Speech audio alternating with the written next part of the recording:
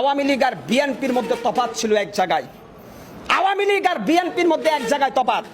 আওয়ামী লীগ ক্ষমতায় আসলে আলেম সমাজের মাজার মধ্যে রশি লাগে।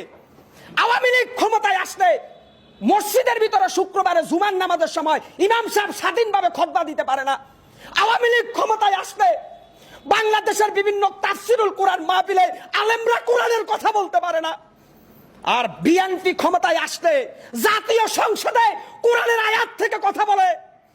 বিএনপি ক্ষমতায় আসলে বাংলাদেশের প্রত্যেকটা জেলায় মানুষ কোরআনের পক্ষে সোচ্চার কণ্ঠে কথা বলতে পারে। বিএনপি ক্ষমতায় আসলে এদেশের কোনো আলেমকে জেলখানায় যেতে হয় না। বিএনপি ক্ষমতায় আসলে এদেশের রাম বাম নাস্তিকরা কোরআনের বিরুদ্ধে কটূক্তি করার সাহস পায় না। বিএনপি ক্ষমতা আসলে বিশ্ব নবীকে অপমান করার সাহস এই মুসলমানের দেশে কেউ দেখাইতে পারে না। কেন আজকে বিএনপির নামে প্রপাগান্ডা?